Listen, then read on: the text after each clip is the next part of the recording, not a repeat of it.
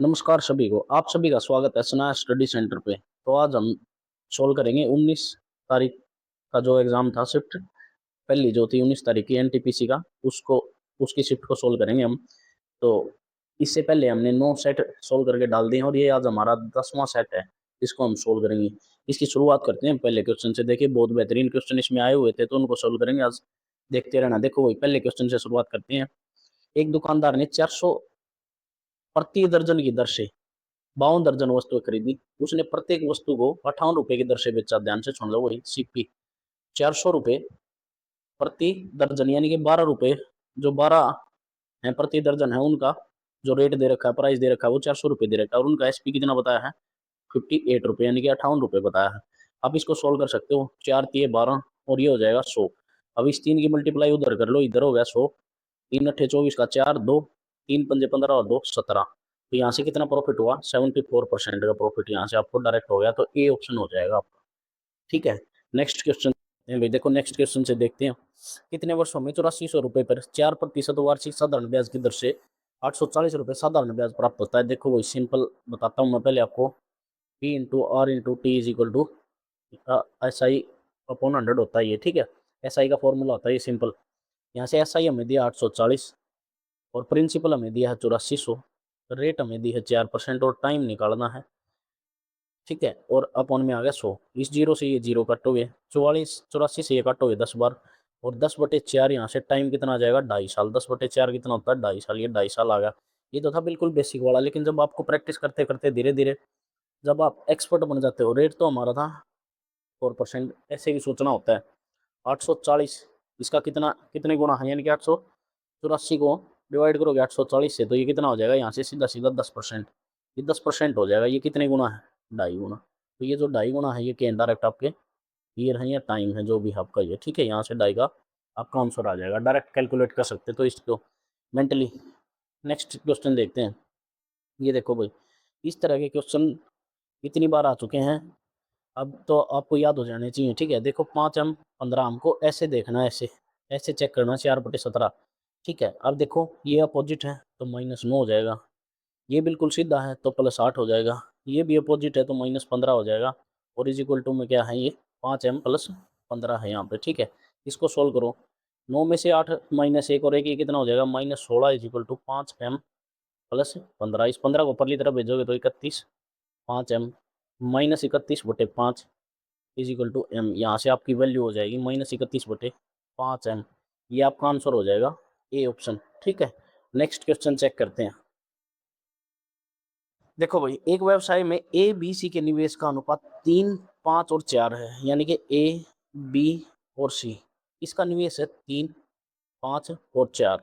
कुल लाभ में से बी ए को 15,000 रुपये देता है। ध्यान से सुन लो भाई, जो टोटल प्रॉफिट हुआ है ना, उसको बी जो है वो ए को 15,000 रुपये देता है, यानी कि एक्स लगा लेते हैं हम, वेरिएबल ऐड कर लेते हैं और एक्स।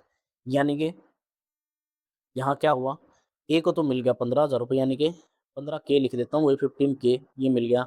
और बी ने दे दिया तो 5x - 15K, ये 4x इसके पास पूरा है। अब आगे देखो, जिससे ए का लाभ सी का लाभ का हिस्सा बराबर हो जाता है। ए और सी बराबर हो गया, यानी कि 3x + 15K is equal to 4x। इसको परली तरफ लेके जाओगे तो x is equal to value कितनी आ गई? 15K आ गई एक्स की वैल्यू यहाँ से आपकी। अब इसको सोल्व करना है। अब देखो उसने क्या पूछा है, तो व्यवसाय का कुल लाभ बताना भाई। टोटल लाभ बता देना आपने। टोटल लाभ कैसे बताओगे आप? इनकी सम करके, इनको 5 और 3 8 और 4 12, और x की वैल्यू कितनी आई? 15K। ये कितना होता है? 180K। ठीक है। 15 × 12 करोगे तो 180, यानी कि 180,000, यानी कि 1,80,000 आपका आ जाएगा यहाँ से। ठीक है। आंसर सी होगा आपका। बिल्कुल बेसिक से और बिल्कुल आराम से आपको समझा दिया। नेक्स्ट क्वेश्चन देखते हैं भाई। आगे देखो, इस क्वेश्चन को सोल्व करना है। ये पॉइंट दिया यहाँ पे, इस पॉइंट से ये पॉइंट कटेगा तो इसको लिखोगे आप 4, प्लस इस पॉइंट को हटाओगे तो ये भी लिखोगे 4, और इज इक्वल टू कितना आ जाएगा? 8। फर्जी क्वेश्चन भी आते हैं। ठीक है। नेक्स्ट क्वेश्चन देखते हैं। लेकिन बढ़िया क्वेश्चन भी आते हैं, वो टाइम आपने यहाँ वहाँ लगाना है। ध्यान से सुनना भाई। यदि कोई नाव स्थिर जल में 12 किलोमीटर प्रति घंटा की चाल से चलती है, यानी कि ये U1 दे दिया हमें, 12 किलोमीटर प्रति घंटा की चाल से चलती है। ठीक है। और धारा की चाल, नाव की चाल दे दी और धारा की चाल। नाव की चाल कितनी होती है? U2, तो ये कितनी होगी? 3 किलोमीटर पर आवर। बोट की और वाटर की चाल दे दी।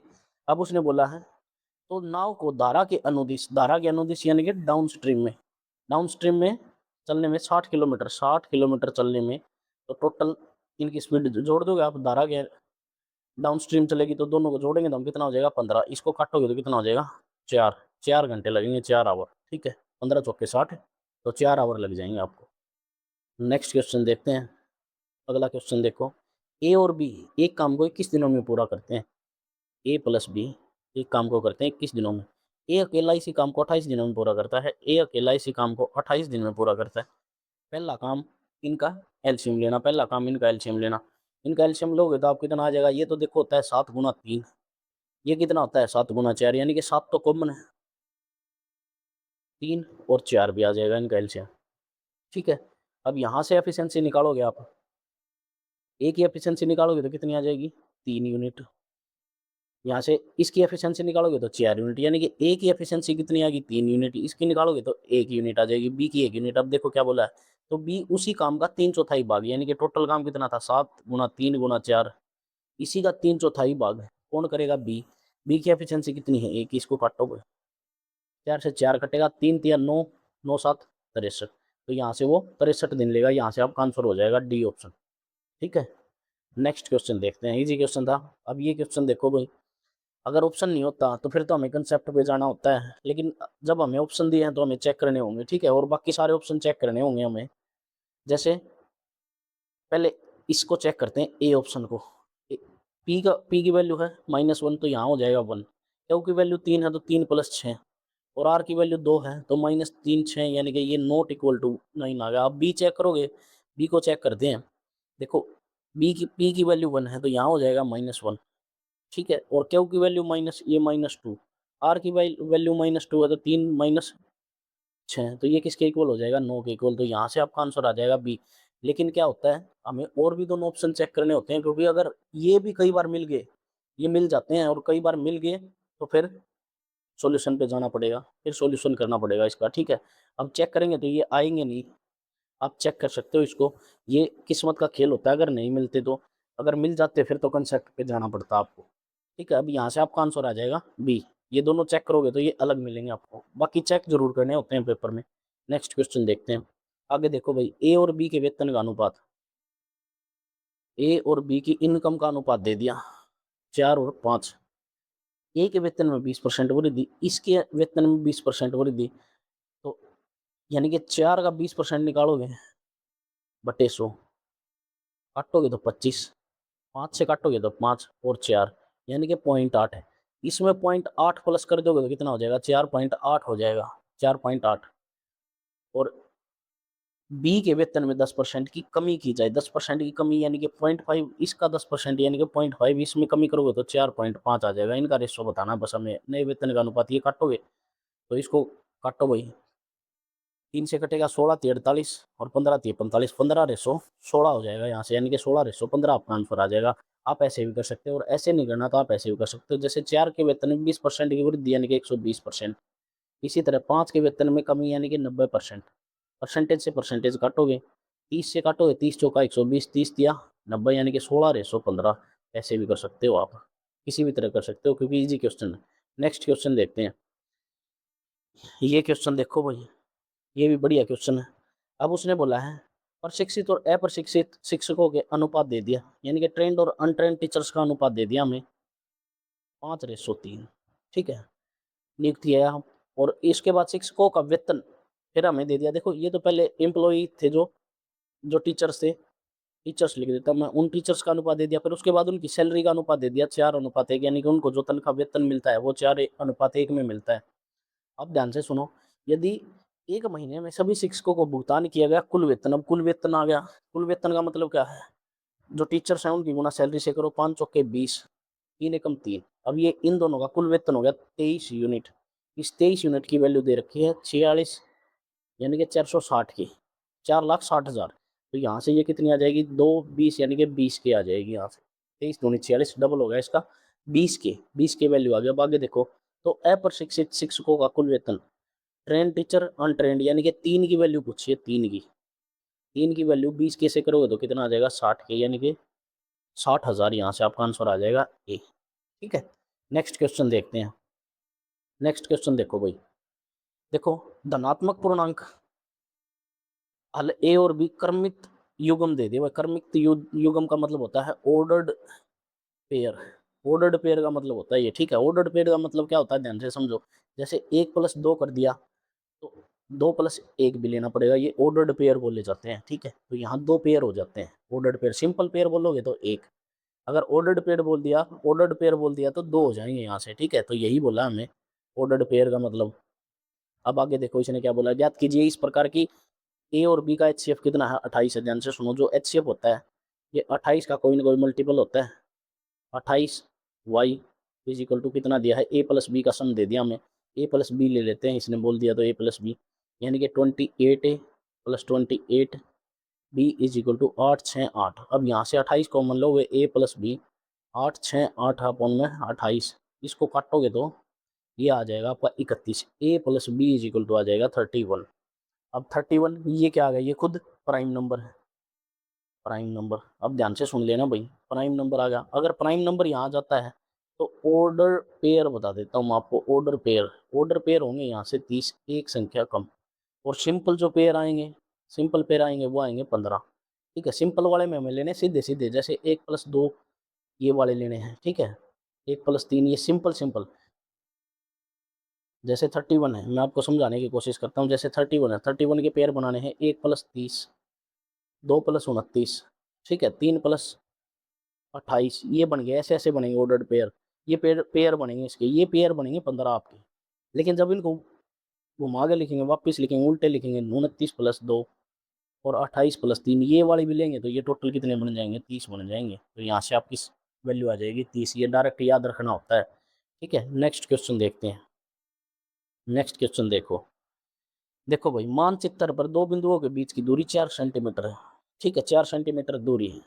ये मानचित्र का पैमाना इतना है, मानचित्र का पैमाना ये है भाई, 1 यूनिट पर कितना है, 82 94 83, ठीक है, ये है। अब इसको दोनों बिंदुओं के बीच की वास्तविक दूरी किलोमीटर में ज्ञात करनी है। ध्यान से सुनो, ये 1 है तो इसको 4 बनाओ पहले, इसको भी 4 से मल्टीप्लाई करोगे तो ये 4 हो जाएगा। इसकी मल्टीप्लाई 4 से करो, 4 तिये 12, 1 4 8 32, 3 और 3 4 चौके 16 और 3 19, 1 4 9 36 और 1 37, 3 4 दूनी 8 और 3 11, 1 4 8 32 और 1 33, ये आ गया। अब इसको बनाना किलोमीटर में, ये हमारी आई है सेंटीमीटर में, ठीक है, क्योंकि 4 सेंटीमीटर से मल्टीप्लाई की है। अब ध्यान से सुनो, 1 सेंटीमीटर में होता है 100 मीटर और 1 मीटर में कितना होता है 1000, ठीक है। 1 मीटर को बनाने के लिए 1 किलोमीटर में कितना होता है 1000, यानी कि उल्टा लिख दिया। 1 सेंटीमीटर में कितना होता है, 1 मीटर में कितना होता है 100 सेंटीमीटर, ठीक है। और 1 किलोमीटर में कितने मीटर होते हैं 1000 मीटर, यानी कि अब सेंटीमीटर को हमें मीटर में बदलना है। तो पहले तो डिवाइड करोगे 100 से, 100 से डिवाइड करोगे तो ये हो जाएगा मीटर में, फिर करोगे 1000 से डिवाइड तो ये हो जाएगा किलोमीटर में। अब ध्यान से सुनो, 1 2 3 4 और 5 जीरो होगी नीचे, 1 2 3 4 और 5, यानी कि 33.17 आपका आंसर आ जाएगा। यहाँ से 33.17 ये किलोमीटर में आ जाएगी। तो डी ऑप्शन होगा 33.18, ठीक है। 5 से ज़्यादा है तो 18 लिख सकते हैं। नेक्स्ट क्वेश्चन देखते हैं, सिंपल क्वेश्चन था। नेक्स्ट क्वेश्चन देखो, ऐसे ऐसे क्वेश्चन, ये जो सिंपल मैथ आते हैं, बेसिक मैथ, उसमें आते हैं ये क्वेश्चन, ठीक है। RS अग्रवाल वाले के जैसे मैथ है उसमें आते हैं, ठीक है। नेक्स्ट क्वेश्चन देखते हैं। गिरीश ने एक परीक्षा में 441 अंक प्राप्त किए जो पूर्णांक 33% से 75 कम थे। ध्यान से सुनो भाई, अगर मुझे 33% अंक चाहिए तो ये 75 मैं इसमें जोड़ दूंगा, तो यहाँ से वैल्यू कितनी आ जाएगी, 6 7 और 4 11 और 5 516 आ जाएगी आपकी ये वैल्यू। और लेकिन हमें अंक कितने मिले हैं, 688 अंक मिले हैं। तो इसकी परसेंटेज बतानी है, ठीक है, इसकी परसेंटेज बतानी है। आप इसको काट सकते हो, ये आपका कट जाएगा, 4 से काटोगे, 4 से काट लेते, 4 एकम 4, 4 दूनी 8, 4 9 36, इसको काटोगे 4 एकम 4, 2 4 7 28, 4 दूनी 8, ठीक है। अब फिर काट लो इसको, 3 से कट जाएगा ये, 3 से ये नहीं कटेगा, ठीक है। अब इसको काटो, 4 एकम 4, 4 दूनी 8, 3 4 9 36, ठीक है। अब इसको काटोगे तो आप किस पे कटेगा ये, 9 से नहीं कटेगा, 7 से, 6 से, 5 से, 4 से। देखो अब इसको काटो, ये कटेगा 3 से 10, ये कटेगा 3 चौके 12, 3 तिया 9, यानी कि 10% की वैल्यू कितनी आ गई, 43 आ गई। अब ये 43 का कितने गुना है, 4 गुना, तो ये भी कितना आ जाएगा 4 गुना, कितना आ जाएगा 40%। तो यहाँ से आपका आंसर हो जाएगा 40%, ठीक है। सिंपल क्वेश्चन था। ऐसे क्वेश्चन बहुत सारे आते हैं और हमने किए भी हैं, पिछली शिफ्ट में सोल्व किए हैं। ठीक है, नेक्स्ट क्वेश्चन देखते हैं। एक दुकानदार किसी वस्तु का अंकित मूल्य उसके क्रय मूल्य से 100% अधिक अंकित करता है और 2% का लाभ प्राप्त करने के लिए कितने परसेंट की छूट दी जानी चाहिए। देखो, इसको करने के तरीके तो बहुत सारे हैं, लेकिन सिंपल तरीके से करना होता है x plus Y plus x y upon 100 is equal to overall profit and loss. इस तरीके से सोल्व करते हैं। 100% अधिक अंकित किया है तो प्लस माइनस वाई छूट निकालनी है, तो 100 वाई बटे 100 इज इक्वल टू 2%। ये 100 से 100 कट जाएगा, छूट निकालनी है। ठीक है, अब ये 100 से 100 कटेगा तो ये आ जाएगा 100 minus 2y is equal to 2 minus 2y, ये 100 परली तरफ जाएगा तो माइनस का 98, इसको घटाओगे तो 2 से काटोगे कितना आ जाएगा 49, तो y इज इक्वल टू 49% आपका आंसर आ जाएगा यहाँ से सी ऑप्शन। ठीक है, नेक्स्ट क्वेश्चन देखते हैं। बाकी उसका बेसिक सभी को पता होगा आपको। अब ये देखो सिंप्लीफिकेशन का क्वेश्चन, अब इसको यहाँ से डिवाइड करेंगे, इसको यहाँ से, तो ये 14 चौके 56 माइनस 12 है यानी कि प्लस 4 माइनस 9 है। अब इसको माइनस करो, माइनस 32 हो जाएगा, 32 और 4 36 और 9 माइनस का 45 हो गया, यहाँ से आपका आंसर डी हो जाएगा। इजी क्वेश्चन सिंप्लीफिकेशन का। नेक्स्ट क्वेश्चन देखते हैं। अब देखो, ये इंपीरियल फॉर्मूला सभी को आना चाहिए, बहुलक इज इक्वल टू, ठीक है, सभी को आना चाहिए ये 3 मध्य का माइनस 2 मध्य। ठीक है, अब देखो बहुलक हमें दिया है 48, मध्य का ज्ञात करनी है, 3 मध्य का माइनस 2 मध्य यानी कि 72। इसको इस तरफ लेके आओगे तो 48 प्लस 72 दूनी 144 इज इक्वल टू 3m मध्य का निकालनी है। ठीक है, अब इसको जोड़ लो, आप जोड़ोगे तो 4 8 और 4 12 9 और 1 3m, इसको काटोगे 3 से 3 6 18 और 3 चौके 12 यहाँ से, यानी कि जो माध्यिका है वो आपकी कितनी आ जाएगी 64 आ गई 64, तो बी ऑप्शन आ जाएगा आपका। ठीक है, सिंपल कैलकुलेशन थी बस, अगर फॉर्मूला आता है तो।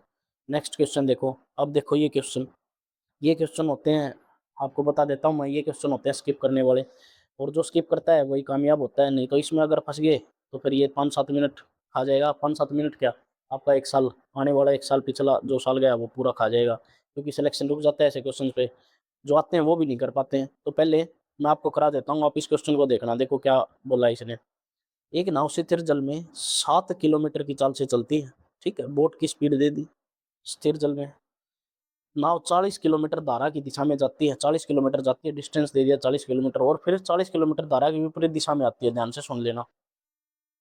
ठीक है, तो धारा की दिशा होगी एक्स, ध्यान से सुनो, धारा की दिशा होगी, टोटल डिस्टेंस होगा कितना 40 किलोमीटर। जब नाव धारा की दिशा में जाती है तो हम करेंगे 7 प्लस, यानी कि धारा के दिशा में जाती है तो 7 प्लस एक्स, और प्लस में 40, और फिर करेंगे हम 7 माइनस एक्स, यानी कि विपरीत जाएगी तो 7 माइनस एक्स, और जो टाइम लगेगा वो देखते हैं आगे। यह देखा गया कि, ध्यान से सुनो, यह देखा गया कि इस यात्रा में लगा कुल समय, जो कुल समय लगा धारा की 2 किलोमीटर जो चाल है 2 किलोमीटर तेज पर लगने वाले समय से 560 मिनट कम है। यानी कि अब इसने क्या किया, जो धारा की चाल थी वो x प्लस 2 कर दी। ठीक है, ये धारा की चाल हमने यहाँ मानी थी x, इसमें x प्लस 2 कर दिया, यानी कि 2 किलोमीटर तेज कर दी। अब ध्यान से सुनो, अगर 40 किलोमीटर धारा की दिशा में जाएगा तो जुड़ेगा, यानी कि पहले कितनी थी 7, अब x प्लस 2, तो ये कितनी हो जाएगी 9 प्लस x हो जाएगी, तो यहाँ होगी 9 प्लस x। अब प्लस 40 किलोमीटर, अब वही सेम 7 माइनस करोगे x माइनस 2, तो ये कितना आ जाएगा 7 माइनस 5 यानी कि 5 माइनस एक्स, तो यहाँ से आ गई 5 माइनस एक्स। अब ध्यान से सुनो, उस यात्रा में इस यात्रा में लगा कुल समय धारा की चाल तेज करने वाले समय से 560 मिनट कम है, 560 मिनट कम है, यानी कि यहाँ अगर टी टाइम लगा है तो यहाँ 560 मिनट को आप घंटों में बदलोगे तो कितना आ जाएगा 2/28/3, तो ये आ जाएगा टी माइनस 28/3 का फर्क है यहाँ पे। ये क्वेश्चन में दे दिया हमें। ठीक है, ये क्वेश्चन में दे दिया। अब ध्यान से देखो भाई, अब बन गई 2 इक्वेशन हमारे पास। ठीक है, अब इसको कैसे सोल्व करना है बाई ऑप्शन, अगर ऑप्शन नहीं हो तो ये 2-3 मिनट या 4 मिनट आप भी खा सकता है, लेकिन अगर हमारे पास ऑप्शन है, पहले क्या करना है, हमें इन दोनों का लेना है डिफरेंस, इन दोनों का डिफरेंस यानी कि यहाँ से यहाँ का डिफरेंस लेना है। जैसे मैं लिखता हूँ 40 9 plus x plus 40 5 minus x, और ये माइनस यहाँ से 40/7 प्लस एक्स और प्लस 40 और 7 minus X is equal to, इन दोनों का डिफरेंस आ जाएगा, टी कटेगा और आ जाएगा आपका 28/3, ये आ जाएगा 28/3। अब यहाँ से हमें ऑप्शन पुट करने हैं और वैल्यू निकालनी है, बस ये करना पड़ेगा, नहीं तो फिर आपको एलसीएम लेके कैलकुलेशन सोल्व करनी पड़ेगी और एक्स की वैल्यू निकालनी पड़ेगी। तो बेसिक यही है। अब यहाँ पुट करनी है वैल्यू और यहाँ से आप वैल्यू पुट करोगे 3, जैसे मैं पुट करता हूँ 3, 40/12 प्लस 40/2, ये आ गया इसमें, माइनस 40/10 माइनस 40/4 प्लस 40/4। अब इसको काटोगे तो 3 चौके 4 तिये 12 और 10, ये आ गया आपका 10/3।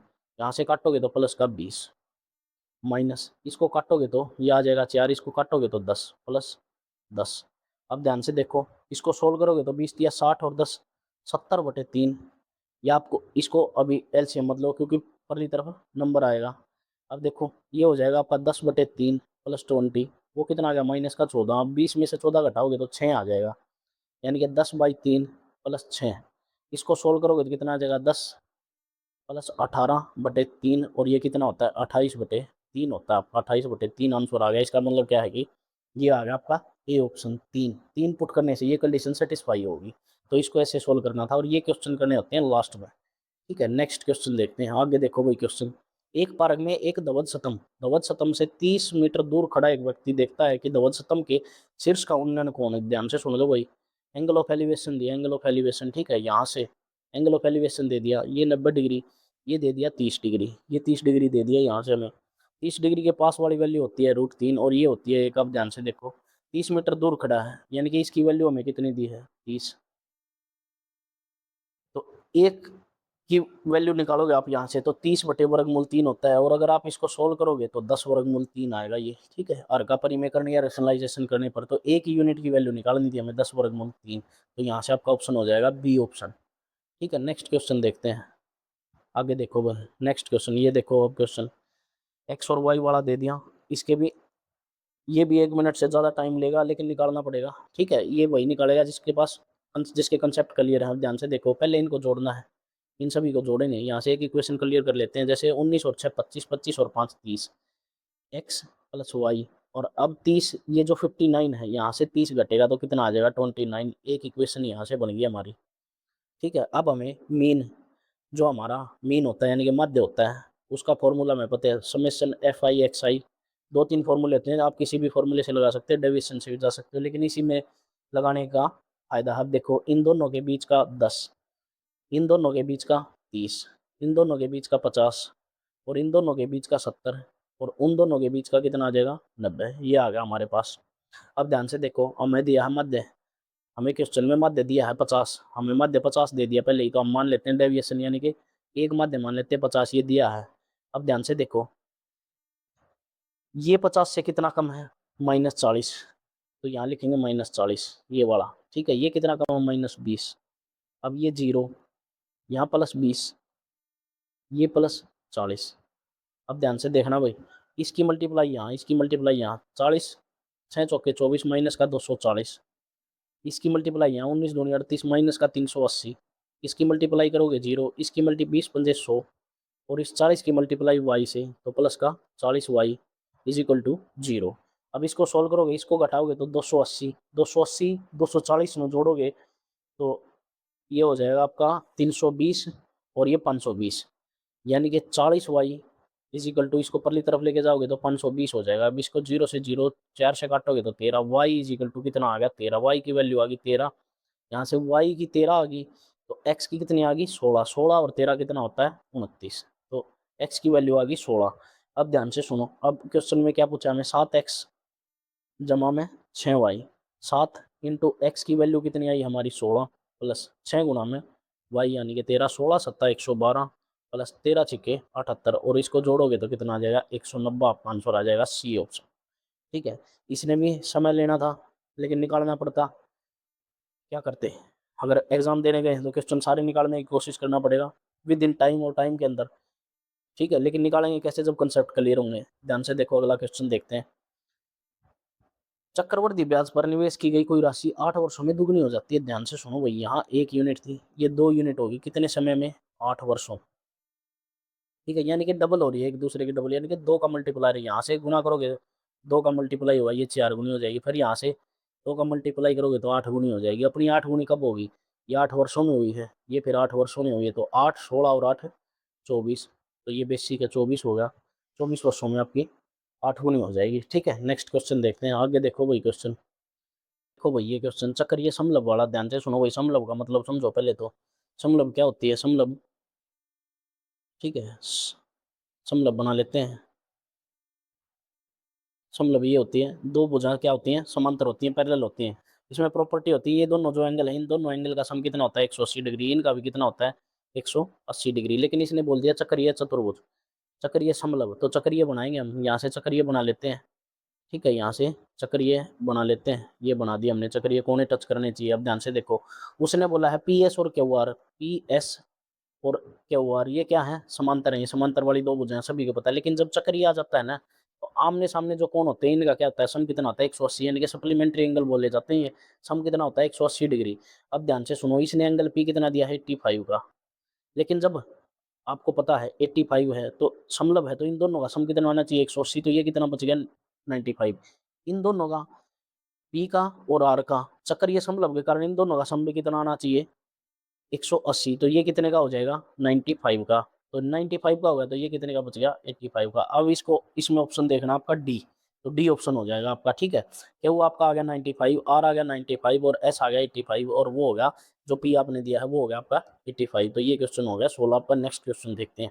आगे देखो भाई, एक चतुर्भुज एबीसीडी, ध्यान से सुन लेना भाई। एक चतुर्भुज एबीसीडी, ए बी, कोण ए और कोण बी के समद्विभाजकों पर मिलते हैं। ध्यान से सुनो भाई, ये एक प्रॉपर्टी है, कोई भी आप चतुर्भुज बना सकते हो। इसमें जरूरी नहीं है आपको कैसी बनानी, कोई भी बना सकते हो आप। ठीक है, अब ध्यान से सुनना।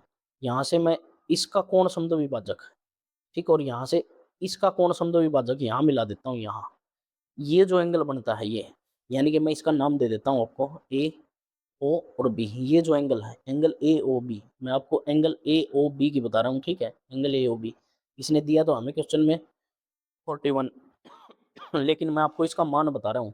इसका मान क्या होता है? ये जो एंगल होते हैं बराबर वाले, ठीक है, ए बी और सी डी लिख देता हूँ मैं, इसका नाम ए बी सी डी। अब ये जो एंगल होते हैं, कोण डी प्लस कोण सी, इन दोनों के जोड़ का क्या होता है? आप होता है ये एंगल। अब ये एंगल हमें दिया है 41, और ये angle D plus angle C ये होता है आप। Angle C plus angle D का मान पूछा, अगर आपको डायरेक्ट रिजल्ट पता था तो आप लिख सकते थे angle D plus angle C, लेकिन आपको बता दिया है मैंने 82 किस लिए आया है इसका आंसर, क्योंकि इसके पीछे ये लॉजिक है। ठीक है, नेक्स्ट क्वेश्चन देखते हैं। अब देखो भाई, ये क्वेश्चन भी बहुत बढ़िया क्वेश्चन आया हुआ है, ध्यान से देख लेना इस क्वेश्चन को। अब इसने बोला है ए बी और सी मिलकर एक निश्चित कार्य को 36 दिनों में पूरा करते हैं। ध्यान से सुनो भाई, ए प्लस बी प्लस सी 36 दिनों में पूरा करते हैं। ठीक है, इस काम को बी और सी मिलकर उसी कार्य को 48 दिन में करते हैं। बी प्लस सी इसी कार्य को 48 डे में करते हैं। यहाँ से पहला काम इनका एलसीएम, इनका एलसीएम लोगे तो आप कितना आ जाएगा? 36, 12 दिए 36, 12 चौके 48, तो यहाँ से आपका एलसीएम आ गया 144। 144 आपका एलसीएम आ गया। एलसीएम निकालने के तरीके आपको पता है, आप निकाल सकते हो। ठीक है, तो यहाँ से आपका एलसीएम आ गया इतना। अब आगे देखते हैं, आगे क्या बोला है इसने? बी की दक्षता, अब इसने बी की दक्षता ए की दक्षता से 75% कम है। ध्यान से सुन लेना भाई, बी की जो दक्षता है वो ए की दक्षता से 75% कम है। यानी कि 75% की फ्रैक्शन वैल्यू आप निकालोगे तो 25 दिया 75, 2500 का 100, 3/4 है। या ए और बी का रेशो दे दिया, एफिशिएंसी का रेशो। बी की दक्षता 1 से कम है। ठीक है, बी की दक्षता ए से 75% अधिक है। अधिक बताइए, अधिक यानी कि ए की 4 है तो बी की कितनी है? 7 है। ये एफिशिएंसी आ गई यहाँ से, एफिशिएंसी। ठीक है, एफिशिएंसी का मान आ गया हमारा। अब ध्यान से देखो भाई, ये एफिशिएंसी आ गई। अब उसने क्वेश्चन में बोला है ए बी सी मिलकर 15 दिनों तक कार्य करते हैं। 15 दिनों तक कार्य किया उन्होंने। देखो टोटल वर्क होता है 1 यूनिट, अगर परसेंटेज में चलोगे तो 100 होता है। अब 1 यूनिट कार्य, यानी कि 1 यूनिट कार्य है, टोटल कार्य 1 यूनिट है, और उन्होंने ए बी सी ने, ये तीनों ए बी सी ने मिलकर 15 दिन तक काम किया। 15 दिन तक, 15 दिन यानी कि टोटल काम किया उन्होंने 36 दिन तक। यहाँ 36 दिया है।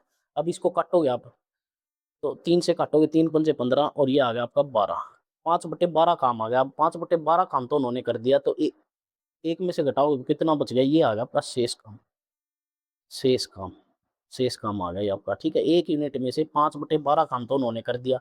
एबीसी ने 36 दिन काम किया। ठीक है, 36 दिनों में पूरा कर सकते हैं। 36 दिनों में पूरा किया और 15 दिन तक किया। 15 दिन काम किया, 36 दिनों में पूरा कर सकते हैं, तो कितना काम कर दिया? 5/12 काम कर दिया उन्होंने। 7/12 हमारे पास शेष कार्य रहेगा। अब ध्यान से सुनो भाई, अब उसने क्या बोला, यहाँ से हम एफिशिएंसी निकालेंगे, 36 को इससे डिवाइड करोगे तो ये आ जाएगी आपका 4, और 48 से डिवाइड करोगे तो 3, इन दोनों की 3 एफिशिएंसी, यानी कि इन दोनों की 3, तो एक बच गया, एक की एफिशिएंसी कितनी, 1। अब एक की एफिशिएंसी से 144 यूनिट कार्य करेगा तो वो कितने दिन में कर देगा, 144 दिनों में काम कर देगा। लेकिन ए ने कितने दिन काम किया, ठीक है। अब ये देखना ए ने कितने दिन काम किया, यहाँ इस एफिशिएंसी से ए ने कार्य किया 4 दिन, ठीक है। ए ने किया 4 दिन, लेकिन हमें निकालना किसका है, बी, शेष कार्य कितना, 7/12 किसके द्वारा करवाना है, बी के द्वारा। बस ये टोटल कार्य आ गया, यानी कि यहाँ से जब हमने ए की एफिशिएंसी से काम कर गुणा की तो यहाँ आ गया टोटल कार्य का 7/12, और ये जो शेष काम था ये किसने किया, बी ने। तो बी की एफिशिएंसी कितनी, 7, इसको काटोगे 12 से काटोगे तो 12, 12 तिया 36 और 48, 12 चौके 48, यहाँ से तो 48 दिन में बी ने शेष कार्य पूरा कर दिया, ठीक है। बस ये एक लाइन का खेल था यहाँ बीच वाली का, बाकी तो वही बेसिक आपको आता होगा। नेक्स्ट क्वेश्चन देखते हैं, आगे देखो भाई। एक बेलनाकार टंकी का आयतन, बेलन का आयतन होता है पाई आर स्क्वायर एच, इसका आयतन दिया है 1500 चौरस। यदि टंकी की ऊंचाई, पाई का मान 22/7 लेना है, रेडियस निकालनी है, व्यास निकालना टंकी का व्यास, तो पहले रेडियस निकालेंगे फिर व्यास, मल्टीप्लाई ऊंचाई कितनी दी है 14 मीटर, तो ये आ गया 1584। इसको काट सकते हो 7 दूनी 14, 2 से काटो 11 से काटते हैं इसको, 22 से भी काट सकते हैं इसको, 22 से कम 22, 22 सत्ता 154, 4 22 दूनी 44, 2 से काटोगे तो कितना आ गया 36, यानी कि R square is equal to कितना आ गया 36। तो आर की वैल्यू कितनी आ गई 6, ये रेडियस आ गई। तो अब हमें इसका क्या चाहिए, डायमीटर, डायमीटर कितना होगा 12, यानी कि 2 गुना, यानी कि 1 या 6 जोड़ दोगे इसमें तो 12 आ जाएगा आपका व्यास। Simple question. नेक्स्ट क्वेश्चन देखते हैं। ये क्वेश्चन देखो भाई, ये क्वेश्चन 3 तरीके से 4 तरीके से हो सकता है। पहला डिजिटल सम से कर सकते हो, यूनिट प्लेस से कर सकते हो, आप एवरेज के तरीके से कर सकते हो, इसको वेटेज एवरेज से कर सकते हो, आप किसी भी तरीके से कर सकते हो। ध्यान से देखो, एक समूह है ए, बी और सी, 15 सदस्य हैं। इसमें ए में 46 सदस्य हैं, पहले में 46 सदस्य हैं, दूसरे में 15 सदस्य हैं, सी में 11 सदस्य हैं। एक ने 496 खर्चा किया, एक ने 106 रुपये खर्चा किया, और एक ने 406 रुपये खर्चा किया। ध्यान से सुन लेना भाई। सबसे पहला काम हम करते थे यूनिट डिजिट से, यूनिट प्लेस से इसको सोल्व करते थे। यूनिट प्लेस से आप सोल्व कर सकते हो, आप इसको मल्टीप्लाई करके 6 से 36, यानी कि 6 प्लस 6 पंजे 30 प्लस 0, 6 कम 6 प्लस 6, ये 6 आ गया, ठीक है। 6 और 6 12, यानी कि 2 आ गया लास्ट में। और नीचे देखो 5 और 6 11 और 1 12, 12 का मतलब लास्ट में कितना आ गया 2, ऊपर भी 2 नीचे भी 2। अब ध्यान से सुनो, 4 एकम अगर यहाँ 1 पुट करते हैं तो 2, ये आंसर भी हो सकता है। यहाँ 6 पुट करते हैं, 6 दूनी 12, तो ये भी आंसर हो सकता है। 9 दूनी 18, ये नहीं होगा, ये नहीं होगा। देखो ये वाला तरीका फेल हो गया, लेकिन यहाँ से हमें 2 ऑप्शन मिल गए, यहाँ से हमें 2 ऑप्शन मिल गए, 50-50 चांस हो गया ए और बी का। अब हम लगाते थे इसमें डिजिटल सम वाला, डिजिटल सम लगा के दिखा देता हूँ मैं आपको यहाँ से। आप डिजिटल सम भी लगा सकते हो। देखो कैसे लगाओगे, 46 मल्टीप्लाई 496 प्लस 15 गुना 106 प्लस 11 गुना 406, और डिवाइड में क्या था 46 प्लस 15 गुना 11, ये वाला। अब देखो 6 और 4 10, इसको ऐड करोगे तो 1 आ गया यहाँ से। 9 हटाओगे, 6 और 4 10 और 1, यहाँ भी 1 आ जाएगा आपका, ठीक है। यहाँ आ गया 1 प्लस। अब देखो 5 और 1 6, 6 और 1 7, 6 और 7 7 6 42, 4 और 2 6 प्लस 1 और 1 2, 4 और 6 10, यानी कि 1, यानी कि 2।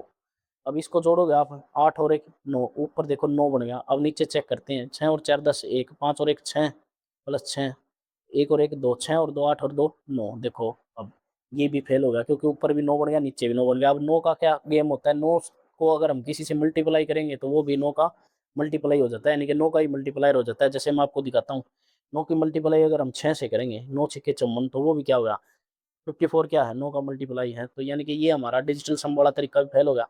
अब इसमें आप क्या कर सकते हो, अब इसमें आप करोगे एवरेज वाला। अब देखो नंबर इजी हैं, तो इनमें से कोई भी एक आप मान सकते हो, कोई भी एक एवरेज मान लेते हो आप। जैसे मैंने 406 मान लिया, 406 हम एक मान लेते हैं, जैसे 406 मान लिया हमने एवरेज है। अब इसको चेक करते हैं दूसरे वाले को, ठीक है, इसको चेक करते हैं। देखो ये 6 से 406 से कितना बड़ा है, प्लस है 90, 90 कितने में 46 में, तो इसकी मल्टीप्लाई करके लिखेंगे हम सीधा प्लस वाला। 0 6 चौके 24 का 4, 2 6 निम 54 का 4, 5 9 चौके 36 और 5 कितना होगा 41 होगा, माइनस।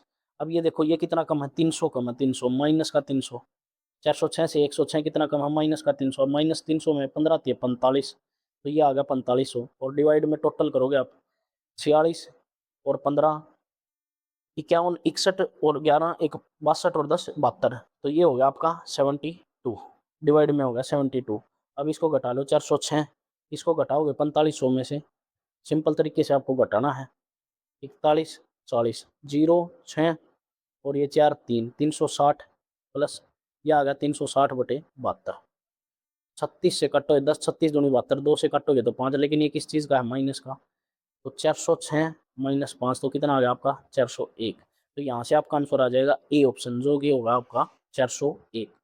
ठीक है, आपको समझाने के लिए ये तरीके बताए हैं, अब जो आपको लगाना है आप देख लेना। ठीक है, समय बचाना है तो कोई भी तरीका, सारे तरीके आपको लगा के चेक करने होंगे, नहीं तो फिर आप डायरेक्ट जो एवरेज वाला बताया है, एवरेज वाला तरीका जो है, ठीक है, ये सभी में लगेगा। आगे देखो आप, इसमें एवरेज निकालना है 7 9 और 11। देखो एपी में है, 2 का डिफरेंस है तो बीच वाली एवरेज हो जाएगी 9। नहीं कर सकते तो आप 11 9 20 और 7 27 को 3 से डिवाइड कर लेना, तो भी 9। किसी भी तरीके से कर सकते हो आप। नेक्स्ट क्वेश्चन देखते हैं। ये क्वेश्चन देखो, ये क्वेश्चन भी हर बार एग्जाम में आ रहा है, हर शिफ्ट में मिल रहा है देखने को। देखो एक सेल के दौरान 35% माल को, 35% का मतलब यानी कि हमारे पास 100 यूनिट, ये थोड़ा कैलकुलेटिव दिया है इसमें, 100 यूनिट थी, ठीक है, टोटल 100 थी। अब 100 का 35% मान लेते हैं यहाँ पे, 100 का 35 हो गया 35, 35% को 22% के लाभ पे, 35 को 22% के प्रॉफिट पे। अब शेष माल का 35 निकाल दिया तो कितना बच गया 65। शेष माल का 40%, 65 का 40%, 65 का 40% निकालोगे आप, काटोगे तो 2 5 5 से काटोगे 13, 13 दूनी 26 आ गया। ठीक है, 65 का 40% कितना आ गया 26। 26 को 37% के लाभ पर बेचा जाता है, प्लस 37% के लाभ पे बेचा जाता है। और उसके बाद के शेष माल, उसके बाद के शेष माल अब कितना बच गया 39। 39 को उठाए 38% आने पे, माइनस 38% लॉस पे बेचा जाता है। यदि समग्र लाभ x% है तो मान ज्ञात कीजिए। अब ज्ञात कर लो भाई मान। अब यहाँ लिखेंगे हम 35 गुना 22 प्लस 26 गुना 37 माइनस 39 गुना 38 और डिवाइड में कितना आ जाएगा, डिवाइड में आ जाएगा आपका 100। ठीक है, अब इसको चेक करते हैं। अब इसमें लगाते हैं डिजिटल सम, ध्यान से देखो, ट्राई करते हैं। 5 और 3 8 गुना 4, 4 8 32, 3 और 2 5 प्लस 6 और 2 8, 7 और 3 10 गुना 1 यानी कि प्लस 8। अब ये माइनस 6 और 3 9, 9 और 3 12 1 3, 8 और 3 11 1 और 2 3 दूनी 6, ये 6 आ गया, नीचे कितना आ गया 1। अब इसको घटाओगे आप, 8 और 5 13, ठीक है, 6 गया 7 यानी कि अब 7 आ गया, यानी कि जो डिजिटल सम है वो 7 आना चाहिए। और आपकी किस्मत चेक करो, देखो इस शिफ्ट वाले की किस्मत चेक करो, सिर्फ एक ही ऑप्शन है जिसका डिजिटल सम कितना है 7 5 और 2 7, तो बी ऑप्शन होता है आपका। ठीक है, बाकी नहीं होता, 2 का होता तो फिर सिंपल हमें क्यों ना करके मल्टीप्लाई करके इसको काटना पड़ता और आपका आंसर मिलता आपको। ठीक है, नेक्स्ट क्वेश्चन देखते हैं। आगे देखो भाई, नेक्स्ट क्वेश्चन, 2 इक्वेशन दे दी और उभयनिष्ठ मूल बताने, यानी कि इन दोनों में जो कॉमन रूट है ना वो बताने हैं। यहाँ से देखो x square minus 21x plus 110 is equal to 0, ये इक्वेशन एक। तो इसके फैक्टर बनाओगे 10 और 11 मिलेंगे आपको, 10 और 11 मिलेंगे, 10 और 11। ध्यान से सुनो, दोनों माइनस क्यों होंगे, क्योंकि यहाँ पे क्या है, दोनों माइनस क्यों होंगे, तो इसका मतलब क्या है, दोनों का सम होना चाहिए। अब इसमें देखो, इसमें माइनस कॉमन लेंगे हम, x square minus x minus 110 is equal to 0। अब इसमें बनाओगे आप तो बड़े वाला माइनस का होगा, बड़े वाला माइनस का होगा और छोटे वाला प्लस का, क्योंकि यहाँ माइनस आना चाहिए। अब ध्यान से देखो, जब भी हम आंसर निकालते हैं तो इनका निशान पलट देते हैं, ये हो जाएगा प्लस का 10, यहाँ से प्लस का 11 और ये माइनस का 10, प्लस का 11 और माइनस का 10। अब इसमें कॉमन कौन सा है, प्लस 11, तो बी ऑप्शन हो जाएगा। प्लस का 11 आपका क्या है, कॉमन रूट है, इसमें कॉमन रूट पूछा था। नेक्स्ट क्वेश्चन देखते हैं। आगे देखो question, X plus Y plus Z, ये और ये हमें ज्ञात क्या करना है, x cube plus Y cube plus Z cube. देखो simple formula based, X cube plus Y cube plus Z cube, ये बताना हमें। लेकिन इसका फॉर्मूला था -3xyz इज इक्वल टू क्या होता है, x plus Y plus z. ठीक है, और x square plus y square plus z square minus x y plus y z plus z x, ये होता है हमारे पास इसका। अब ध्यान से देखो भाई, क्वेश्चन में हमें दिया क्या क्या है, हमें इसका 2 गुना बताना है। पहले तो इसका 1 गुना यानी कि फॉर्मूला निकालते हैं हम। देखो ये तो हमें बताना है x cube plus Y cube plus Z cube, ये तो हमें बताना है माइनस एक्स वाई जेड। ये देखो 5 XYZ दिए, यहाँ से एक्स वाई और जेड की वैल्यू निकालो, 5 से काटो, 5 से 15 तो ये 30 आ गया। यानी कि 3 गुना तो ये -90 is equal to x plus Y plus z कितना दिया क्वेश्चन में 10, तो ये हो गया 10 और इनटू में x square plus y square plus z square ये भी दिया था क्वेश्चन में, x square y square z square ये कितना हो गया 38, माइनस कॉमन लेंगे तो इसमें एक्स वाई जेड ये हमें दिया है कितना 31। अब देखो भाई ये हो जाएगा -90, ये हो जाएगा कितना 10 गुना में 7 70, इसको परली तरफ भेजोगे 90 को तो यहाँ बचेगा x cube y cube plus Z cube, ये इज इक्वल टू हो जाएगा 70 प्लस 90 कितना हो गया 160। अब इसका बताना है 2 गुना, तो इसका भी कितना कर देंगे 2 गुना कितना हो जाएगा 320, तो यहाँ से आपका आंसर हो जाएगा 320। 160 पे नहीं लगाना है क्योंकि यहाँ बार 2 है, 2 जो हमसे पूछी है वैल्यू उसमें 2 भी बताना हमें, ठीक है। तो इस शिफ्ट का लास्ट क्वेश्चन सोल्व करते हैं, देखते हैं क्वेश्चन क्या कहता है।